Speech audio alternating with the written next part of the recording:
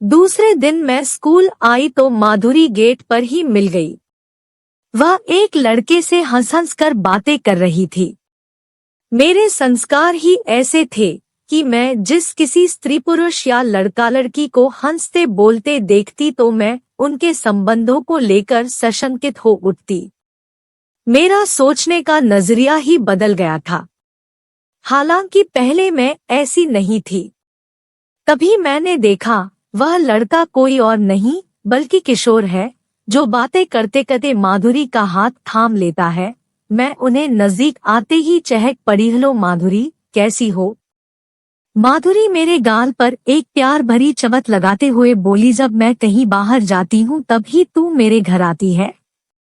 यह किशोर है, मेरा बेस्ट फ्रेंड, माधुरी ने किशारे की ओर इशारा करते हुए कहा तो मैं हंसने लगी। क्या किशोर को मैं नहीं जानती कि तू परिचय करवा रही है?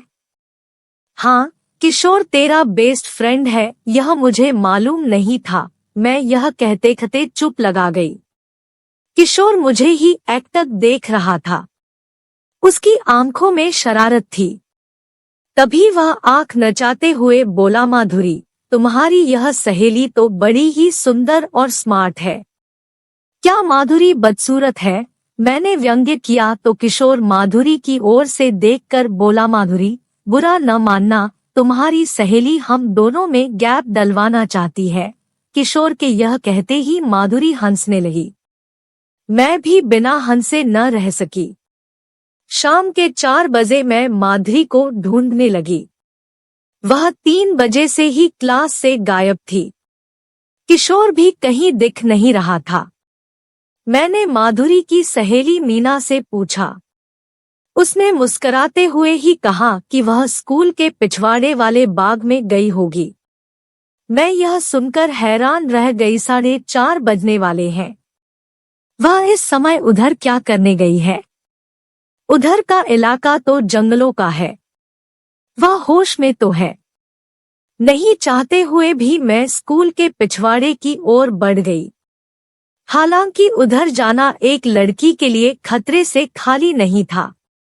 अभी पिछले महीने से ही तो एक स्कूल की लड़की की लाश बाग में मिली थी।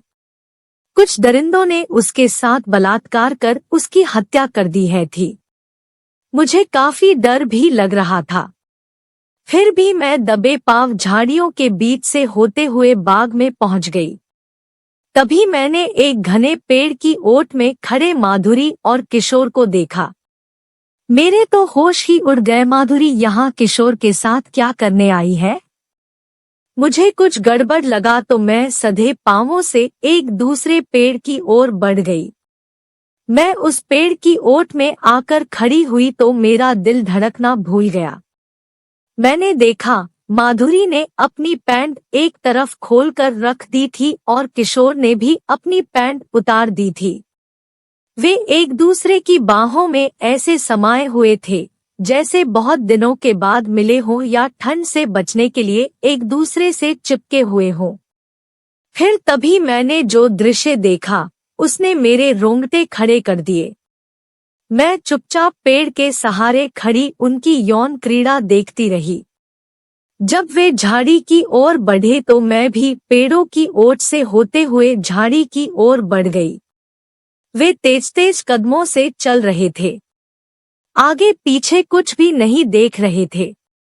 जब वे झाड़ी को पार कर स्कूल के ग्राउंड की ओर बढ़े तो माधुरी की आवाज सुनाई दी, किशोर, तुम पहले जाओ। हम दोनों साथ साथ जाएंगे तो कोई शक कर सकता है। माधुरी यह कहकर इधर ही खड़ी हो गई। किशोर चला गया। किशोर के जाते ही मैं तेज कदमों से आगे बढ़ गई। मैं माधुरी को पकड़ लेना चाहती थी और उससे यह पूछना चाहती थी कि माधुरी, तू किस मजबूरी में किशोर के साथ यह खेल खेल रही है? आखिर मैंने माधुरी को पकड़ ही लिया। वह मेरे तेज तेज कदमों की आवाज सुनकर ऐसे चौंक कर मुड़ी जैसे किसी हिरण पर शेर ने अचानक ही हमला बोल दिया हो और वह संभलते संभलते गिर गया हो। माधुरी मुझे वहां देखकर हैरान ही नहीं थी बल्कि काफी डरी हुई थी। उसका चेहरा सफेद पड़ गया था। मैंने उसके कंधे पर हाथ रखते हुए कहा, तू तो मेरी सहेली है। कोई अपनी सहेली को देखकर ऐसे डरती है? मैं तो इधर तुमको ढूंढती हुई चली आई थी। अब बता, तू इधर क्या करने आई थी? माधुरी एक काफी सुलझी हुई लड़की थी। वह इतना तो जान ही गई कि मैंने सब कुछ देख लिया है। वह कोई बहाना न करते हुए बोली, मैं क्या करूं काजोल, जैसे कोई युवक हस्तमैथुन का आदी हो जाता है वैसे ही मैं भी मर्दानी बाहों के स्पर्श की आदी हो गई हूँ। मैं चौंक गई हूँ, यह क्या कह रही है? मैं सच कह रही हूँ। एक शाम को मैं किशोर के साथ स्कूल के गेट से बाहर हुई तो वह बोला, चलो आज स्कूल के पिछवाड़े वाले बाग में चलते हैं। मैं तैयार हो गई। हम बाग में पहुंचे तो किशोर ने अचानक ही मजाक मजाक में मेरी छाती पर हाथ फेर दिया। मैं सच कह रही हूँ, मेरे रोम रोम खड़े हो गए। पूरे बदन में सिहन सी दौड़ गई। किशोर ने एक कुशल खिलाड़ी की तरह फिर दोबारा मेरे पास आकर मेरे कंधे को सहला दिया। पुरुष की बाहों का पहला पहला स्पर्श एक स्त्री के लिए कितना अलौकिक, कितना आनंदमय और कितना सुखद होता है, इसकी अनुभूति मुझे उस दिन ही हुई। अब मैं भी किशोर के शरीर पर हाथ फेरने लगी। स्त्री बाहों के स्पर्श से वह भी पहली बार ही परिचित हुआ था। हम एक दूसरे को स्पर्श करते करते इतने उत्तेजित हो उठे कि हम कब निर्वस्त्र हो गए होश ही न रहा।